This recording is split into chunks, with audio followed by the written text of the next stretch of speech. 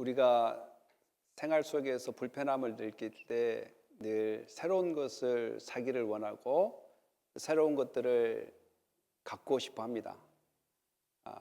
저를 보면 처음에 좀 어렸을 때도 하면 지금보다 좀 더 어렸을 때 늘 셀폰, 이 휴대폰이나 이런 것들을 새로운 버전이 나오면 갖고 싶은데 막상 그 사고 나면 여러분들은 그 새로운 것을 사고 나면 얼마 정도의 그 기간 동안 그 새로운 것을 산 것 때문에 기뻐합니까?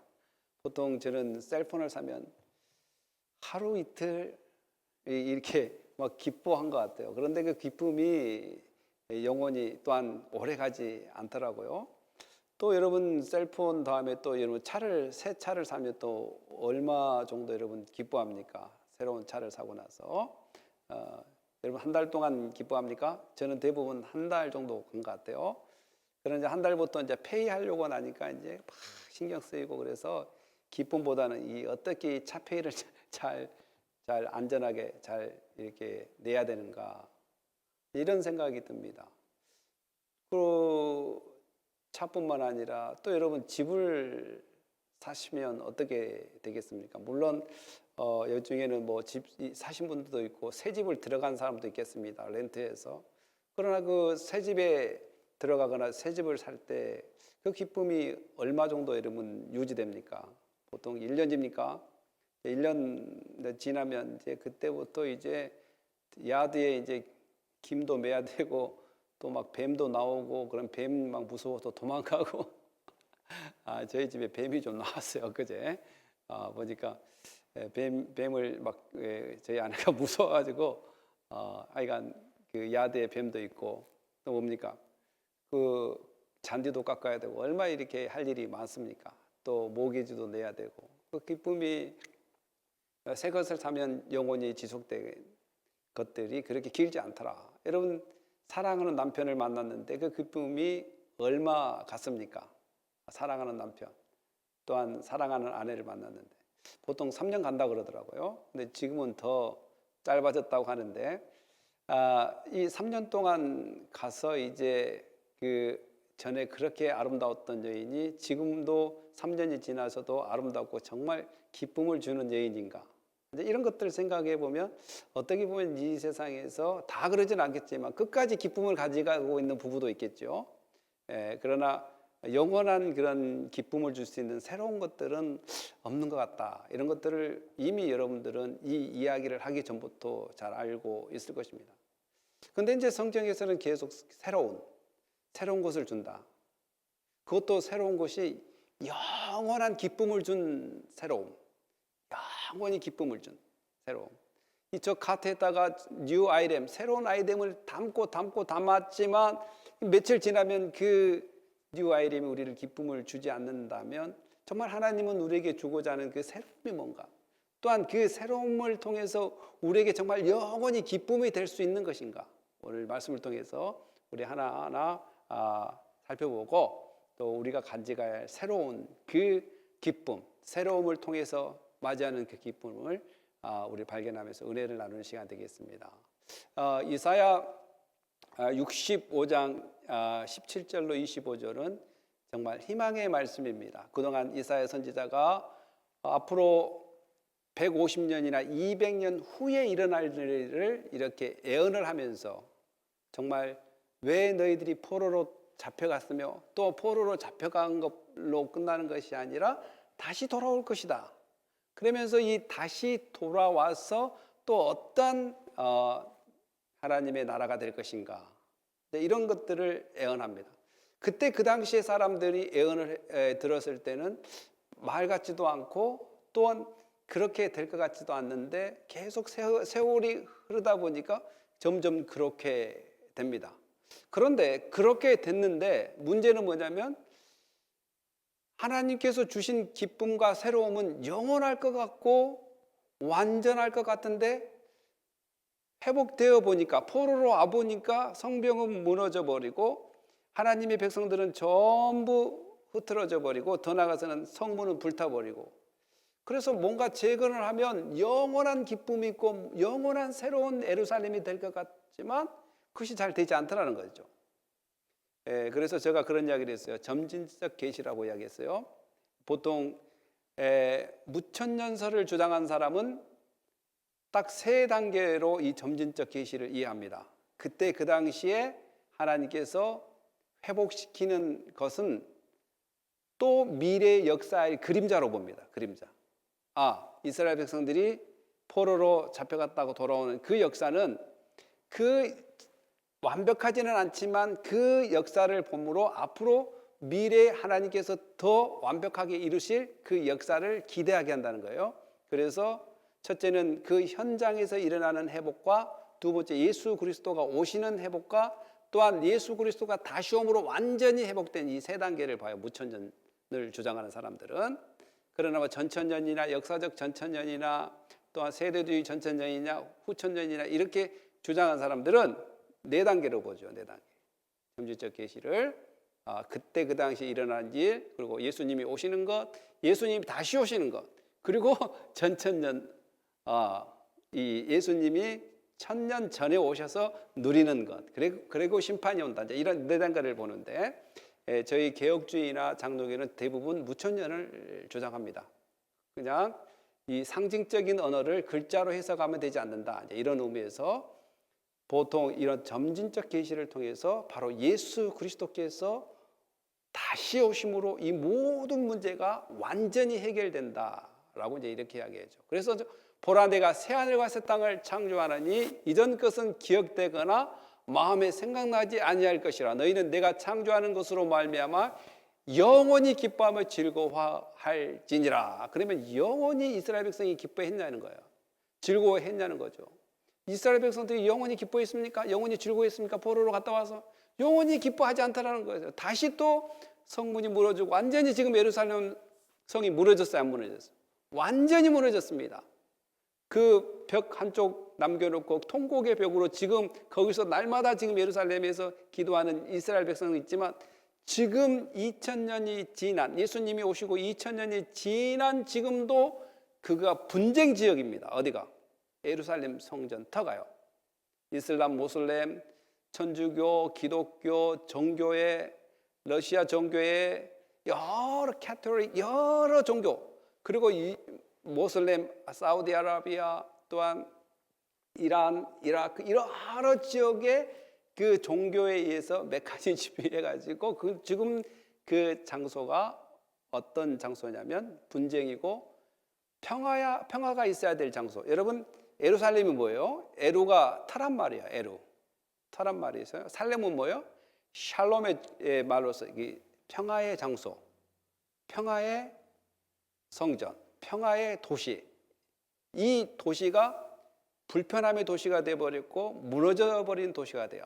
그러면 도대체 이 새하늘과 새 땅을 주신다고 그랬고 영원한 창조, 우리가 생각지도 못하고 전에 보지도 못한 그런 땅으로, 그런 곳으로 회복시킨다고 했다면 정말 이 곳은 어딘가 이제 우리가 생각해 볼 수 있다는 것이죠. 그러다 보니까 이 그림은 포로 생활에서 돌아와서 이스라엘 백성들이 회복시킨 그 하나님의 마음이 계속해서 예수 그리스도를 통해서 이루시고 예수 그리스도의 다시 오심을 통해서 완성시키는 점진적 계시로 우리가 이 말씀을 알아들을 때 바로 예수님께서 오실 때 새 예루살렘과 새 하늘이 열리는 그러한 쪽으로 우리는 이 말씀을 이해하고 받아들여야 된다. 그래서 우리가 이 땅에 살아갈 때 희망을 가져야 된다는 것이 있는데 그것이 바로 우리는 오늘로 끝나는 것이 아니라 우리는 오늘을 살아가지만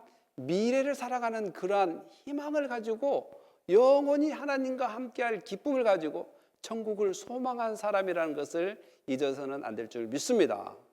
여러분, 이미 여러분들은 예수 그리스도를 믿고 천국을 소유한 사람입니다. 믿습니까? 여러분, 더 이상 여러분들에게 기도 제목이 뭐가 있을까요? 어떤 기도 제목이 있을까요? 여러분 한번 잘 생각해 보세요. 이미 천국도 소유했고 예수님도 소유했고 이 세상을 창조하는 분이 나의 아버지고 이 세상을 창조하신 분이 나를 자녀 삼아 주셨다면 내가 기도할 것이 무엇인가? 아무리 생각해 보아도 기도할 것은 그 하나님이 뜻하는 일이 잘 되어지게 바라는 그 기도밖에 나오지 않더라는 거예요. 아무리 생각해도. 내가 이미 은혜도 받았고 구원도 받았고 오늘 성령께서 나를 인도해 나가고 오늘 죽으면 나는 천국에 갈 사람이라면, 오늘 죽으면 하나님의 나라의 완전한 천국에 갈 사람이라면 내가 구해야 될 것이 뭔가? 그 나라와 그 의를 위해서 구하는 것밖에 없다는 것을 새롭게 우리는 깨달을 수밖에 없는 것이 뭐냐면, 새 하늘과 새 땅이 우리에게 예수 그리스도를 통해서 주어졌기 때문에 그렇습니다. 그리고 하나님께서 하나님의 백성, 곧 예루살렘을 즐거운 성, 이 예루살렘은 꼭 건물이 아닙니까? 아닙니다. 그 이스라엘 백성들, 구원받은 백성들을 그 상징적으로 예루살렘이라고 이야기하기 때문에 하나님의 백성들을 즐거운 성으로 삼고, 그 백성들, 그 말이에요. 예루살렘을 즐거운 성으로 창조하시며 그 백성을 기쁨으로 삼고, 이 말은 그의 자녀들을 기쁨으로 삼겠다. 오늘 예수 믿고 구원받은 우리 백성들을 기쁨으로 삼겠다라고 이야기한다면 우리는 얼마나 희망이 있고 얼마나 기쁩니까? 나를 정말 하나님께서 기쁨 마음으로 삼겠다. 19, 20절 한번 읽어봅시다. 시작. 내가 예루살렘을 즐거워하며 나의 백성을 기뻐하리니 우리는 소리와 부르짖는 소리가 그 가운데서 다시는 들리지 아니할 것이며, 거기엔 날수가 많지 못하여 죽은 어린이와 수완이 차지 못한 노인이 다시는 없을 것이라.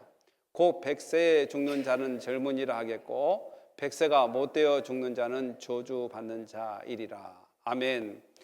하나님께서는 지금 인간들에게 복을 주시는 것이에요. 나의 백성을 기뻐하니 우리는 우는 소리가 또 부르짖는 소리가 이제 없겠다. 예전에는 하나님께 막 부르짖어야 됐어요. 그리고 소리를 질러야 됐어요. 왜냐하면 하나님 용서해 주십시오, 하나님 우리를 구원해 달라고 막 그렇게 부르짖었지만, 이제 구원받은 백성은 하나님께서 쓰고 마실 것을 다 아시기 때문에 앞으로 뒤에도 나오겠지만 너가 부르지 않아도 구하지 않아도 쓸 건 미리 하시고 주신다는 것. 그런데 우리가 죄로 가로막혀 버렸을 때는 우리는 부르짖어야 됩니다. 어떻게 부르짖어야 돼요? 첫째는 죄 용서를 부르짖어야 됩니다. 저번 주에 우리가 이야기했다시피 죄에 대해서 우리가 정말 심각하게 생각해야 된다. 죄를 짓는 것이 몸서리 나는 그러한 마음으로 우리는 신앙생활을 해야 된다. 그렇기 때문에 날마다 부르짖는다. 그런 사람에게 꿈이 있고 비전이 있다라고 이야기했습니다. 그리고 어떤 그 목적을 성취하기에 금식하고 그런 것도 중요하지만 죄를 너무 많이 짓기 때문에, 미움이 이렇게 찾아오기 때문에, 늘 말만 하면 불평이 찾아오기 때문에, 늘 말만 하면 형제자매를 깔아뭉개는 소리를 하기 때문에, 늘 말만 하면 불신의 말을 하기 때문에, 이런 것 때문에 금식 기도를 해야 되는 거예요.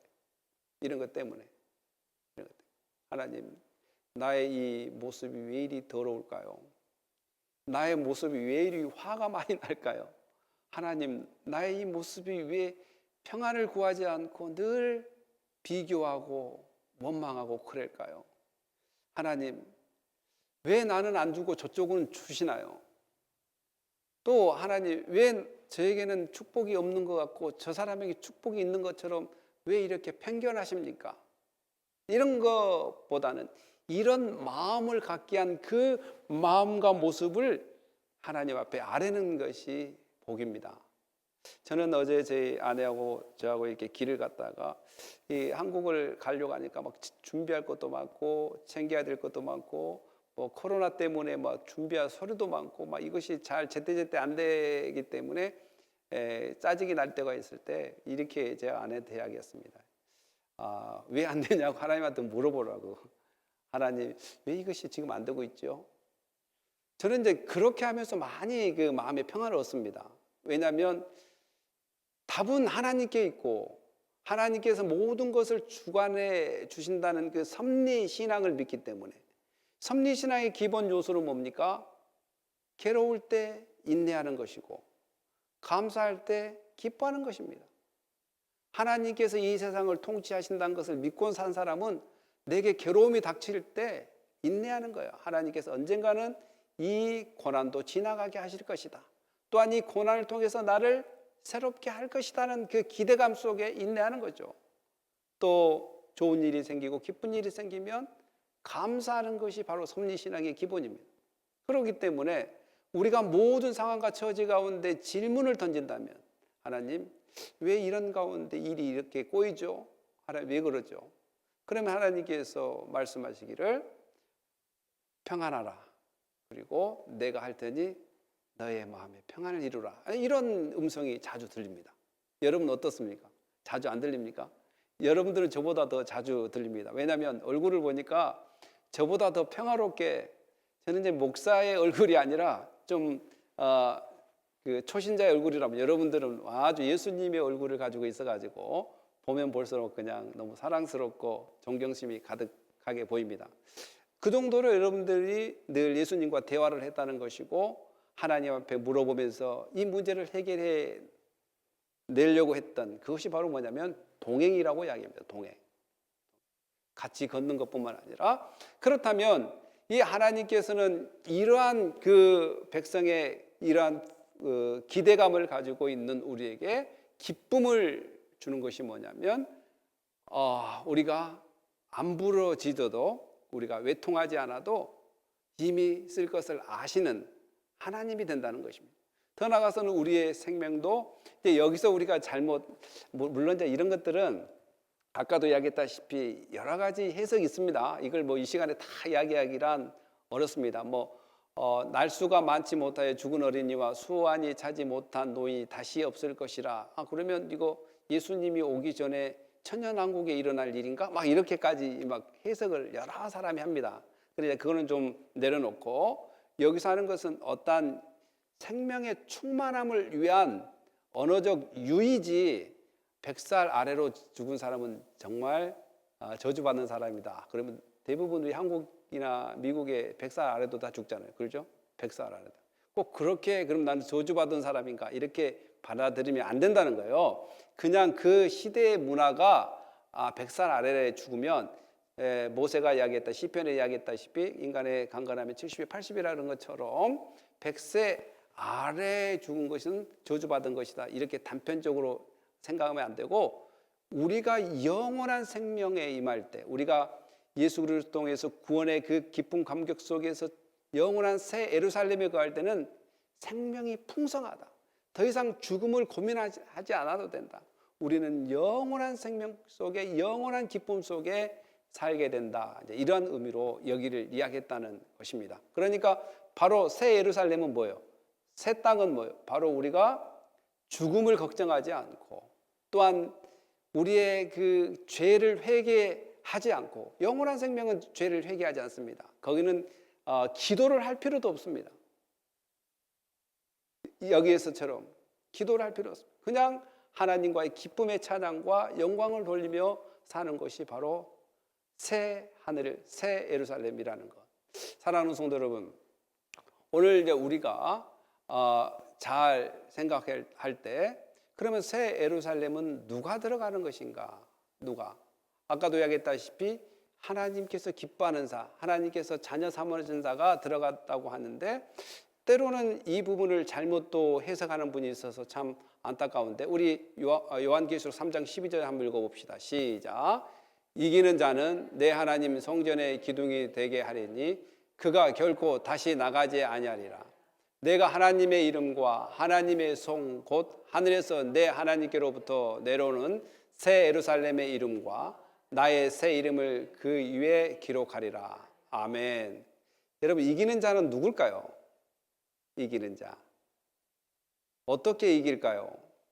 사람들이 여기 이제 필라델피아 처치, 그러니까 소아시아 7개 중에 필라델피아 처치에 이제 이야기하는 건데, 이 이긴 자가 물론 이 필라델피아 교회만 나온 건 에베소 교회도 다 이렇게 나와요. 이긴 자는 어떻게 된다, 이긴 자는 어떻다. 그러면 사람들이 이 이긴 자를 세대주의 종말론자, 세대주의 전천년설을 주장하는 사람들이 늘 이야기하는 것은 뭐냐면, 이 세대의 상황과 말씀을 접목시키고 문자적으로 해석하고 음모론을 계속 한 사람들이 대부분 세대주의 전천연설을 주장하는 사람들이에요. 전천연설을. 그리고 이 세대주의 전천연설을 따르는 사람도 많이 있고, 또 장로교고 개혁주의 교회라고 할지라도 못 모르고 따라가고 막 흉내낸 사람도 많이 있습니다. 그래서 이기는 자가 베레침을 맞지 않은 사람이 이긴다. 바코드를 받지 않는 사람이 이긴 자. 이렇게 이야기한다는 거예요. 바코드를 안 받으면 이긴 거야. 베레침 받으면 이긴 거야. 그리고 적그리스도를 안 따라가면 이긴 거야. 그러니까 이 적그리스도 해석도 이 자꾸 물질에다가 적용을 시켜요. 물질은 선한 거예요, 아니에요? 물질은 선한 것입니다. 물질을 악하게 쓰는 죄악된 악이 문제지. 그러니까 자꾸 베레침이 물질이에요. 바코드가 물질이에요. 다른 어떠한 장치들도 다 물질입니다. 이것이 문제가 아니라 이것을 죄악하게, 죄로 간접하게 쓰는 사람이 문제라는 거죠. 그러니까 그러면 그 예수 그리스도를 믿어야 구원받는다는 그 참된 진리를 던져버리고 계속 물질적으로 뭘 해야 된다, 시한부 종말론적으로 어떻게 집을 바쳐야 된다, 아니면 이렇게 계속해서 나와서 기도를 해야 된다, 뭔가 이런 식으로 계속해서 나가면서 이기는 자의 그 해석을 잘못 이해시켜서 육신의 그 고난과 고통, 그리고 재산을 몰수하고, 또한 교회의 그 어떤 하나님의 종이 아니라 교회의 단체의 종으로 만들어가지고 그 어떤 이단들 보면 그냥 무릎 꿇고 줄 쫙쫙 맞춰가지고 그 어떤 교주가 이야기한 것을 막 이렇게 들어가면서 이렇게 종처럼 만들어버려요. 자유와 기쁨을 주지 않고. 그러면 그 요한이 요한계시록을 썼단 말이죠. 그죠?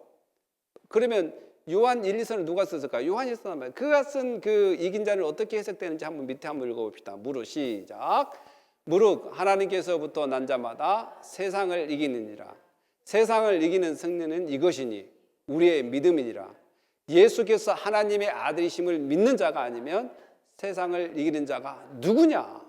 그러니까 예수께서 하나님의 아들이심을 믿는 그 믿음이 바로 이기고, 바로 그 예수님이 이 세상을 이겼어요, 안 이겼어요? 이겼습니다. 그래서 그를 믿음으로 우리가 이긴 자가 되는 거예요, 예수를.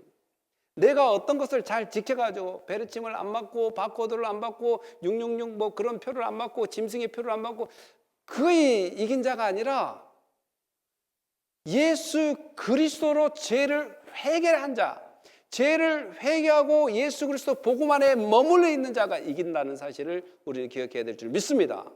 그러면 자유가 있어야죠. 왜 계속 그렇게 음모론자들의 말에 막 이게 팔랑귀처럼, 아니 주 예수를 믿으라고 구원받는다 했으면 주 예수를 믿어야 구원받구나, 베레침을 맞아가야지 구원 못 받은 것이 아니고 어떤 물질을 뭐 이렇게 했다고 했는 것이 아니라 물질을 그렇게 악하게 쓴 악한 영들에 대해서 싸우는 것이구나, 이렇게 해서 우리는 자유함을 얻는데, 하나님은 여러분들을 절대 그냥 내버려 두지 않습니다. 아무리 악이 힘이 세고 어둠의 권세가 강한다 할지라도 다 누구의 수합니까?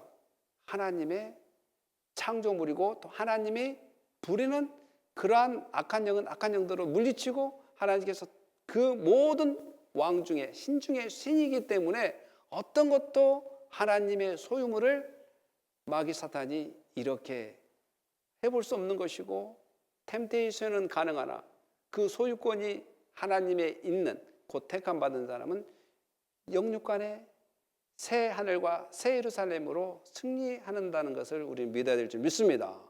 그렇기 때문에 우리가 자유가 있는 거예요. 기쁨이 있는 거예요. 그 예수님이 이겨놓으셨기 때문에 나는 싸울 수 없고 이길 수 없지만 그 예수님 믿는다는 그 이유 때문에 승리자가 됐다는 거예요. 승리자. 그래서 그것을 감사해서 오늘도 예배 드리러 오고 또 전도하러 다니고 또한 하나님을 기쁘시게 하기 위해 사는 것입니다.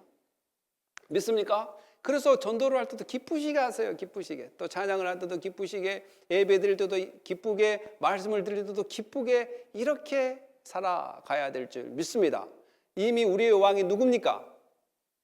예수님입니다. 예수님.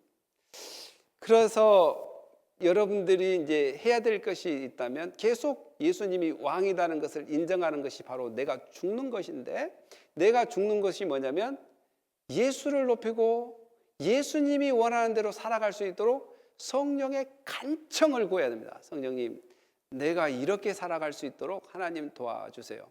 여러분, 여러분들이 성령께서 오늘도 안 잡아주면요, 목사님이 됐든 장로님이 됐든 권사님이 됐든 일반 성도님이 됐든 한 사람도 하나님 앞에 붙어 있을 수 없습니다. 정말 붙어 있을 수 없습니다. 목사가 되든 어떤 직분자라도, 어떠한 신령한 척하는 사람이라도 마귀 사탄의 그 계교와 간사함의 그 유혹에 그 누구도 이길 수 없습니다. 이길 수 없어요. 그러나 우리가 오늘 은혜의 삶을 살 수 있는 것은 하나님께서 그의 아들을 통해서 이루는 승리와 그 아들 되신 예수 그리스도께서 주신 성령의 인도하심이 있기 때문에 오늘 우리가 이길 수 있습니다. 믿습니까? 자유함을 얻으십시오. 자유함을. 그래서 이기는 자는 내 하나님의 성전에 기둥되게 하리니 그가 결코 다시 나가지 아니하리라. 그러니까 성전에 나간다고 했어요? 안 나간다고 했어요? 다시 안 나간다는 말이에요. 이 이야기는 누구 이야기예요? 1번 예수님, 2번 삼수님, 몇 번? 예수님이 이야기하는 것입니다. 예수님이 너는 결코 다시는 나간다고 해야 안 나간다. 그러면 성도님들이 예수 그리스도 안에서 승리했기 때문에 예수 그리스도를 믿으면 다시 나가지 않는다라고 예수님이 이야기했는데 요한계시록을 읽은 사람은 또 아니야, 내가 베르치 맞으면 구원 못 받을 거야. 내가 이거 바코드 맞으면 구원 못 받을 거야. 아니 예수 믿으면 그 결코 나가지 않는다고 예수님이 계속 이야기하고 있는데 왜 그런 것들에 물질이 나를 마치 구원한 것처럼 물질에 의해서 내가 구원이 왔다 갔다 하는 것처럼 왜 흔들리냐는 거죠. 기둥은 흔들리지 않습니다. 그리고 심지어는 내가 하나님의 이름과 하나님의 성, 곧 내는 누구예요? 예수님을 이야기합니다. 지금 예수님이 요한계시록, 예수님이 하나님의 이름과 하나님의 성, 곧 하늘에서 내 하나님께로부터 내려온 새 예루살렘이, 이건 성도들의 집합을 새 예루살렘이라고 이야기해요. 이름과 나의 이름을 그 위에 기록하리라. 이제 그 위에가, 이 그가 누군가? 도대체 여러분 누굴 것 같아요? 그가. 어떤 사람은 이게 해석이 좀 힘듭니다. 어떤 사람은 이기는 자가 그다. 또 아니 그는 바로 기둥이다. 이렇게 생각. 그는 예수님이다. 이렇게 여러 가지 해석이 나옵니다. 그 위에다가 쓴다고 하니까 하나님 이름과 예수님의 이름과 성도들, 구원받은 성도들의 이름을 그 위에 쓴다고 하니까 그 위에가 기둥에다 쓰는 것일까? 하나님께 쓰는 것일까? 이거 이기는 자 안에 인치심을 하는 그 쓰는 것일까? 제가 봤을 때는 이기는 자 안에 너희를 인치심으로 기록한다. 이제 이런 해석이 낫지 않을까 싶습니다. 사랑하는 성도 여러분, 이제 예수님께서 성령으로 딱 우리 가슴에 인을 쳐서 너는 내 것이다. 너는 나의 소유다. 그렇기 때문에 우리는 이제 어디 가기 틀려버렸다고요? 지옥 가기 틀려버렸다는 거죠. 우리는 예수 그리스도의 공로로 천국을 가야 되는데 오늘의 신앙생활은 뭐냐면 그분을 위해서 사는 것입니다. 여러분, 창세기 2장 15절에 아담과 하와에게 하나님께서 에덴 동산에서 어떻게 살라고 이야기했는데 그 중에 하나가 뭐냐면 work and keep이라고 씁니다. 에덴 동산에서 경작하게 하고 뭘 하게 합니까? 지키게 합니다. 그러니까 에덴 동산에서 work and keep, 경작하고 지키는 것은 에덴 동산에 만들어서 에덴 동산을 만들었고 사람은 일하지 않게 만들었다라고 생각하는 사람이 있는데 그렇지 않습니다. 에덴 동산에 처음에 죄 짓기 전에 에덴 동산에 아담과 하와는 일을 하게 돼 있었습니다. 그 일은 어떤 일이었냐? 기뻐함으로 하나님께 영광 돌리는 일, 하나님께서 만들어 놓은 창조물을 잘 경작하고 지키는 일이었습니다. 창세기 2장 15절. 그러면 창세기 3장 19절은 뭐예요? 종일토록 수고해야, 땀을 흘려야 이제 일하게 됩니다. 이것은 먹고 살기 위한 일입니다. 먹고 살기 위한. 이제는 에덴 동산에 있을 때 먹고 살기 위한 일이 아니라 하나님께서 만들어 놓은 창조물을 관리하고 지키면서 영광 돌리는 일이었다면 죄를 지은 후로 일은 먹고 살기 위해서 누구나 일을 해야 된다. 그렇다면 오늘 우리 그리스도인들이 이제 예수를 통해서 천국을 해보겠습니다. 천국을. 이제 이것 보고 이미야 아직이라고 하는데, 천국을 해보겠다면 우리의 일의 그 목적이 뭐가 되냐면 바로 이사야 43장 21절에 이야기한 것처럼 하나님께 영광을 위해서 일을 해야 됩니다. 우리가 하나님의 영광을 위해서. 이제 회복이 됐기 때문에 예수님을 통해서 우리의 신분이 회복됐고 관계가 회복됐고 우리가 완전하지는 않지만 희미하게 천국의 생활을 지금 이 땅에서 하고 있기 때문에 우리의 일은 하나님께 영광을 위해서 살아가는 일이 돼야 된다. 그래서 구하는 것이 달라요. 이제는 하나님의 영광을 위해서 구하게 됩니다. 그리고 여러분들이 구했던 것이 안 된 것이 좋아요? 구했던 것이 잘 된 것이 좋습니까? 예. 구했던 것이 잘 될 때 좋습니다. 근데 이제 한 단계 높은 신앙을 가진 그러한 패턴은 두 개 다 좋아요. 두 개 다 좋아요. 왜 두 개 다 좋냐면, 되면 하나님이 섭리해서 되게끔 하셨기 때문에 좋고, 안 되면 이것이 하나님의 뜻이 아니고 내 뜻이었을 수도 있기 때문에 안 돼서 좋고. 왜냐하면 누구 뜻대로 돼야 되기 때문에 그렇습니까? 누구 뜻대로 돼야 되기 때문에 그래. 모든 것이 하나님 뜻대로 돼야 되기 때문에 내가 바랬던, 내가 원했던 뜻이 안 되는 것이 때로는 우리가 좋아해야 됩니다라고 이야기하면 여러분들 기분이 좀 상할 수 있어요. 왜 그러냐면, 기껏 기도했는데 필요했는데 안 되는 것을 어떻게 좋겠냐고 이야기할 수 있겠지만, 지나놓고 보면 내가 구했던 것이 하나님 뜻이 아니라면 안 된 것이 더 좋은 것이고, 안 된 것 때문에 기뻐할 수 있는 믿음의 경지가 올라가야 됩니다. 그거는 왜 그렇습니까? 우리의 이제 소유권이 누구한테 있기 때문에, 하나님에게 있고, 오늘도 여전히 하나님이 나를 인도하고 선하게 인도하고 있기 때문에 그걸 믿어야 됩니다. 그래서 저는 자유함이 있습니다. 때로는 될 때는 돼서 좋고, 안 되면 안 돼서 좋고. 왜냐하면 이것이 내 뜻이었는데 하나님 뜻이 아니었는데 내 뜻이 되면 어떻게 됩니까? 큰일 납니다. 큰일 나. 그래서 우리 성도님들이나 우리가 신앙생활에 있어서 늘 하나님을 내 편으로 만들지 말고 내가 하나님 편으로 가야 된다. 하나님을 내 편으로 만들어버리면 큰일 납니다. 세상에. 여러분들 잘 아십니까? 자기를 잘 알지 않습니까? 얼마나 욕심적이고 이기적이고 오리처럼 정말 우아한 자태로, 호숫가에 떠낸 백조처럼 우아한 자태로 있지만 속은 어떻습니까? 사실은 여러분들은 모르겠습니다. 저는 시커멓거든요, 사실. 그래서 기도를 자꾸 할 수밖에 없고 회개할 수밖에 없는 그런 상황. 사랑하는 성도 여러분, 돼도 좋고 안 돼도 좋은 이것이 바로 새 예루살렘의 시민입니다.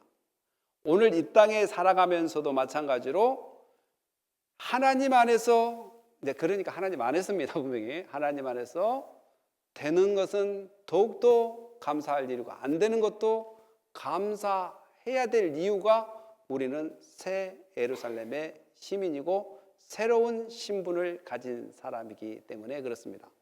사랑하는 성도 여러분, 우리가 이 말씀을 통해서 좀 넘어가서 우리 예수님께서 우리에게 어떻게 이야기하는지 한번 보겠습니다. 스불론 시작.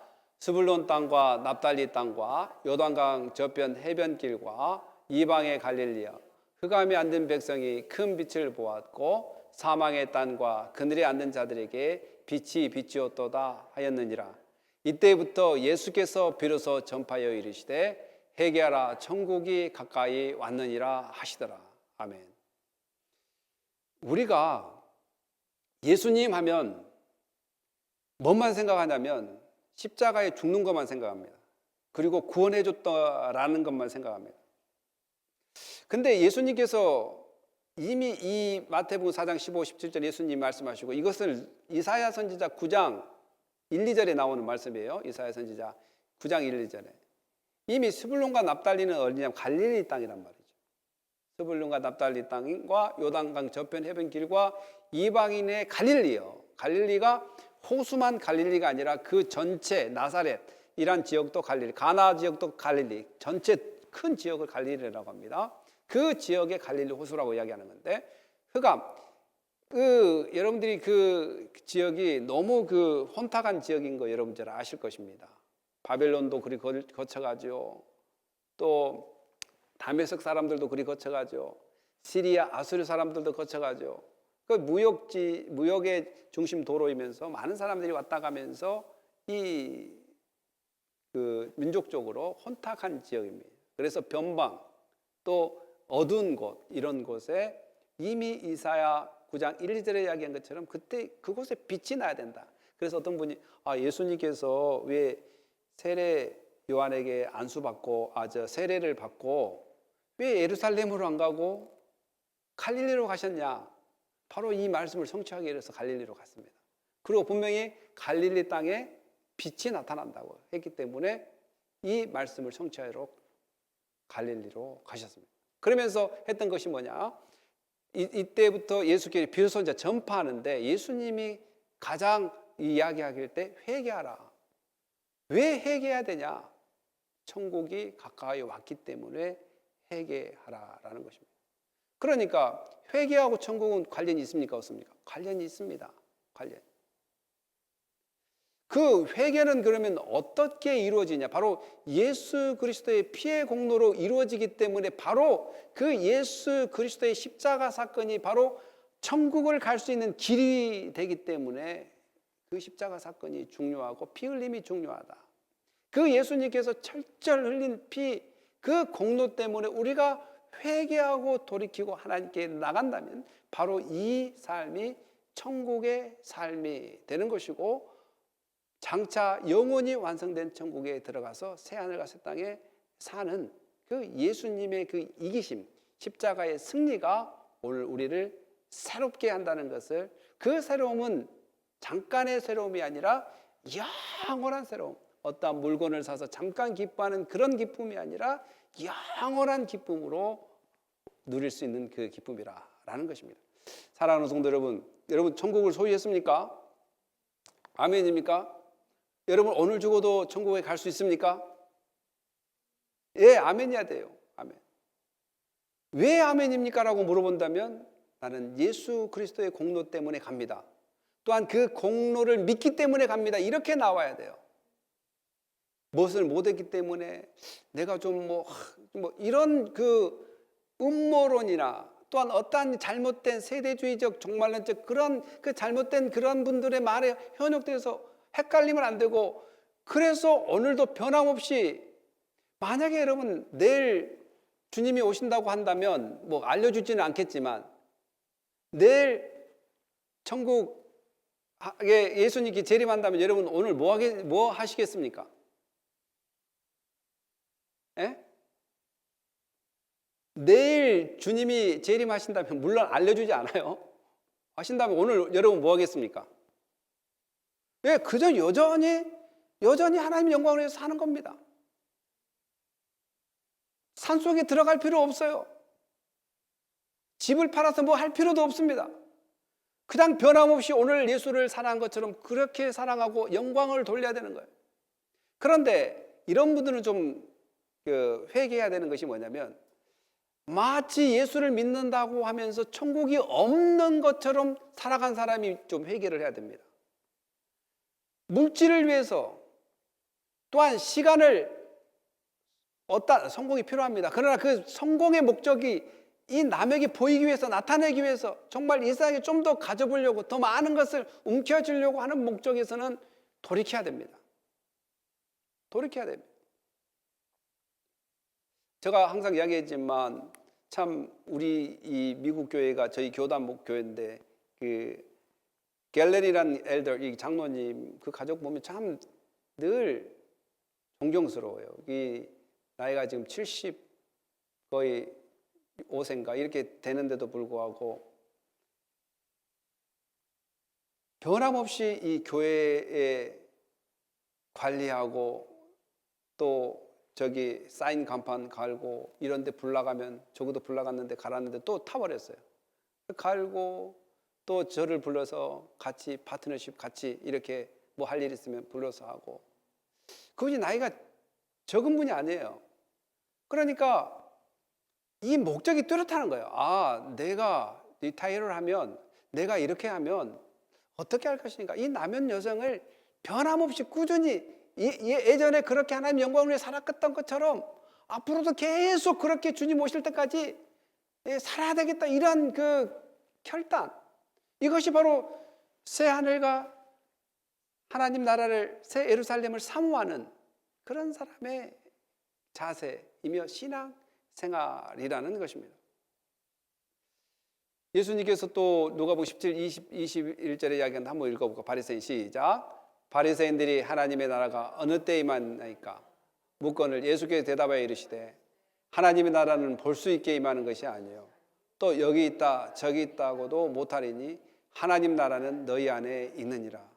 아멘. 왜 이런 성경을 읽고 왜 세대주의 종말론자들이 음모론이나 막 베레치 뭐 바코드 이런 걸 하면 그렇게 흔들리는지 모르겠어요. 이렇게 정확하게 성경이 기록되어 있는데, 정확하게. 물론 그런 해석이 좀 다를 수 있고 그렇지만 사복음서만 제대로 알고 또 그런다면 흔들릴 것이 없어요. 여전히 예수 그리스도의 복음 붙잡고 오늘도 예수 그리스도께서 너를 부인하고 예수님을 따르라고 했기 때문에 그냥 그대로 예수님 말씀에 오늘도 변함없이 순종하는 그런 사람. 파커 팔만한 그 사람이 영적 전쟁이란 그 책을 썼는데, 파커 팔마가 이야기하기 싫어요. 정말 성령 충만한 것이 뭐냐? 참된 믿음이 뭐냐? 성령 충만하여 정말 부흥됐다는 그 의미가 뭐냐? 그분이 그렇게 이야기해요. 심플하게 이야기합니다. 오늘도 변함없이 하나님 말씀에 순종하며 살아가는 것이 성령 충만한 삶이다. 그렇게 살지 못했을 때 기도하는 것이 성령 충만한 삶이다.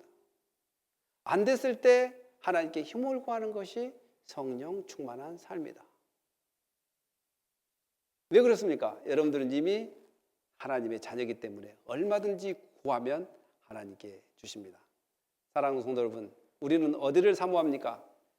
새 예루살렘. 또한 하나님께서 새롭게 하신 그 땅이 우리와 우리 자손들 가운데, 믿음의 자손들 가운데 영원히 함께 있다는 것을 믿고 오늘도 어떤 것에 현혹되지 않고 예수 안에서 자유와 기쁨을 누리고 그 기쁨을 마음껏 나누고 또한 전하는 은혜가 있기를 예수님의 이름으로 축복합니다. 네, 기도하겠습니다. 할렐루야, 감사합니다. 우리의 구원은 예수 안에 있습니다. 우리의 구원의 모든 계획은 어린 양과 하나님께 있습니다. 오늘 예수 그리스도를 통해서 우리를 구원하시고 인도하신 그 예수를 붙잡고 승리하신 예수님 때문에 오늘 우리가 이기는 자가 됐고 그 믿음 붙잡고 오늘도 변함없이 말씀에 순종하며 살아가게 하여 주시옵소서. 또한 그런 능력 가운데 오늘도 걸어가게 하여 주시옵소서. 감사하며 예수님의 이름으로 기도합니다. 아멘.